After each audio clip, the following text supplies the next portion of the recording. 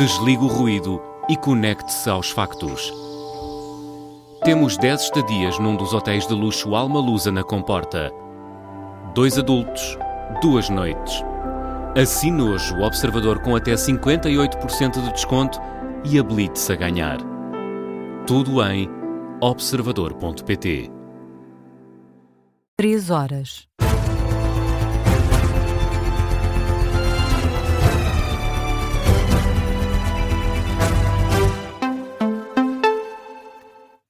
Muito boa noite, eu sou o Ricardo Lopes. Tempo de atualizar as notícias aqui na antena da Rádio Observador, que começamos com uma entrevista a Paulo Rangel. O Ministro dos Negócios Estrangeiros justifica a utilização norte-americana da base das Lajes para ataques ao Irão. Entrevistado na RTP Notícias, Paulo Rangel defende a posição que tem tido o governo português, explica que o acordado é que a base das Lajes possa ser utilizada em contexto de retaliação, mas quanto a quem começou a guerra, o Ministro desvaloriza. Nós pusemos esta condição de ser sempre em resposta a ataques e que fosse proporcional e necessária e que fosse, como eu digo, não contra alvos civis, contra alvos militares. Mas na verdade, em relação a este ponto... Não, mas isto aqui... Mas na verdade, quem dá origem a esta guerra é um ataque dos Estados Unidos que não corresponde a uma resposta, que não corresponde a um ataque do Irão. Mas, e portanto, por isso é que eu questiono. Vítor Gonçalves, desculpe, mas isso aí é uma petição de princípio. Aquilo que, uma vez que nos foi pedido, já depois de iniciar este conflito, aquilo que nós dissemos é, no contexto do conflito, tem de ser uma retaliação, uma resposta. Portanto, nós não estamos a falar do antes, estamos a falar já depois, que é quando nos é pedido. E, portanto, sob esse ponto de vista, é assim.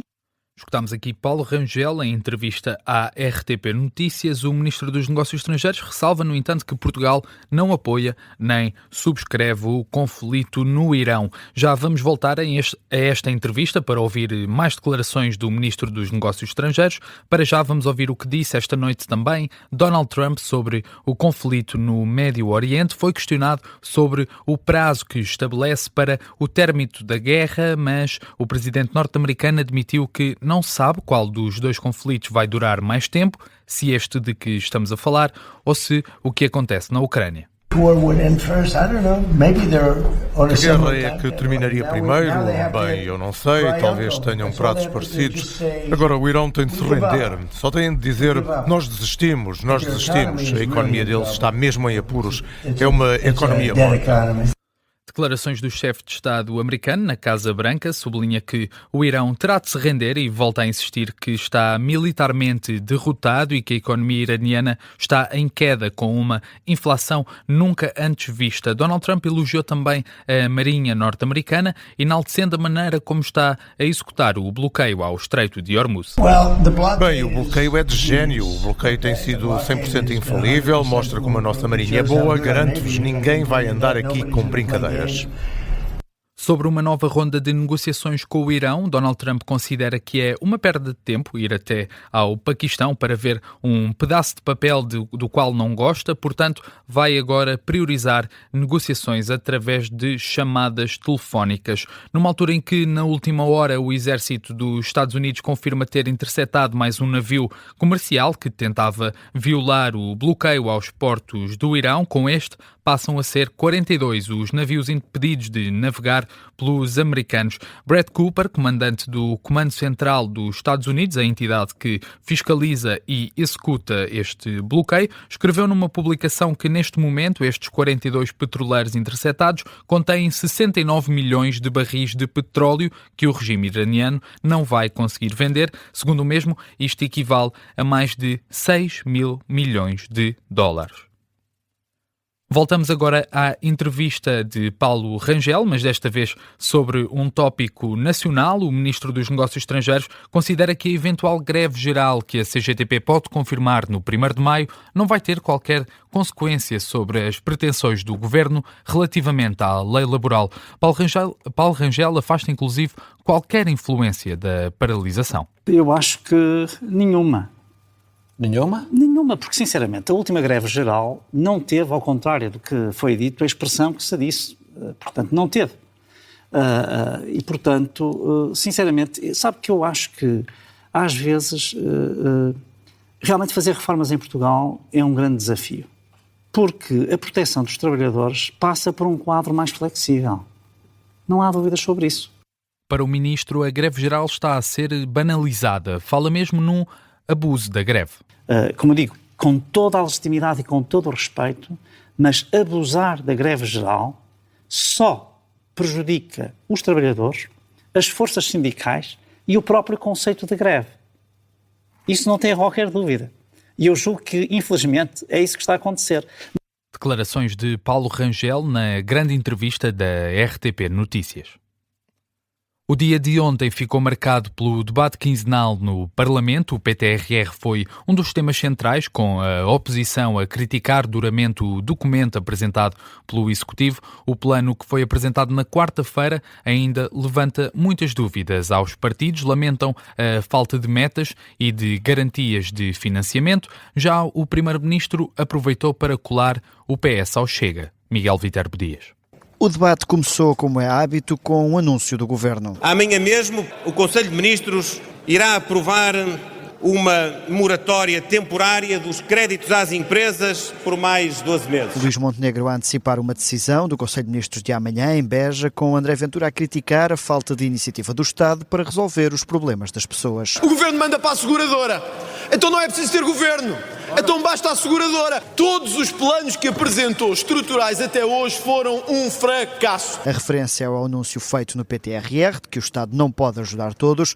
Já José Luís Carneiro, do PS, insiste no combate ao aumento do custo de vida, carregando numa medida já rejeitada por Montenegro. Está ou não disponível para que mesmo transitoriamente possamos adotar o IVA zero sobre o cabaz dos bens essenciais, porque do que estamos a falar, Sr. Primeiro-Ministro, é de cerca de 45 euros a mais. E com propostas semelhantes, Luís Montenegro procura fazer uma colagem. O Sr. Deputado quer ser o mais chegano dos deputados socialistas. O Sr. Deputado arrisca-se mesmo a ser o chegano mais socialista dessa bancada ou mesmo do Chega em Portugal. A dica para José Luís Carneiro, depois para André Ventura. E de volta ao PTRR, Mariana Leitão, da Iniciativa Liberal, acusou Montenegro de recauchutar o programa do Governo. Chegámos ao absurdo de ter um plano apresentado sem plano.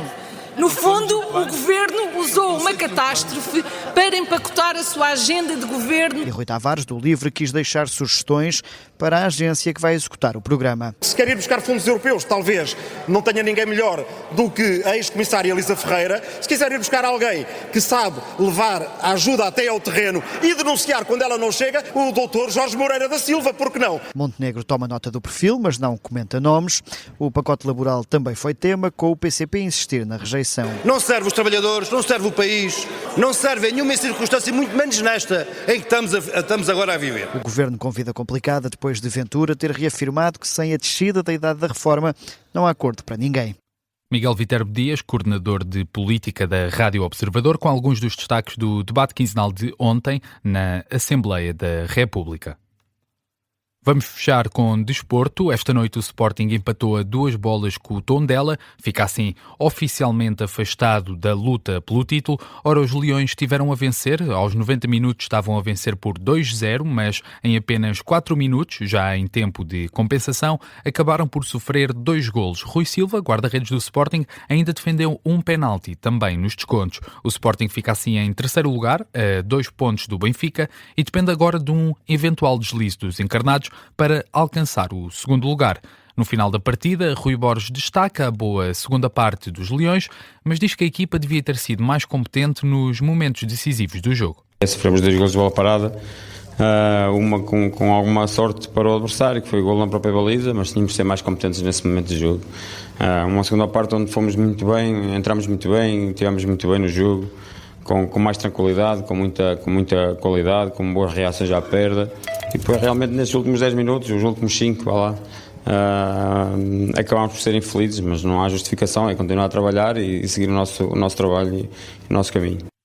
Declarações de Rui Borges à Sport TV no recaldo deste jogo, que coloca assim o Sporting atrás do Benfica. Já para o Tondela, este jogo foi uma luz ao fundo do túnel, está em penúltimo classificado e joga para a semana com o Casa Pia, que está em antepenúltimo, é um adversário direto. Portanto, uma partida decisiva para ver quem se consegue afastar da zona de despromoção. No final do jogo, o técnico do Tondela, Gonçalo Feio, pediu para que, nesta reta final de campeonato, a equipa não entre em campo com essa pressão. Na nossa situação qualquer ponto é decisivo, mas a tabela e os pontos não podem entrar para dentro do campo connosco. Nós temos que entrar com o plano de cada jogo, temos que entrar porque estamos numa situação em que temos que ganhar, temos que pontuar, especialmente nos jogos que agora nos restam, porque hoje jogámos em casa do atual campeão nacional, uma equipa que teve esta época entre as 8 melhores da Europa, mas o ponto tem que ser o resultado do que é uma preparação, do que é a performance, do que são a abordagem às diferentes fases do jogo. Ouvimos os treinadores das duas equipas aos microfones da Sport TV. Fica por aqui este jornal das 3 da manhã. A informação regressa à Rádio Observador quando forem 3h30. Até já.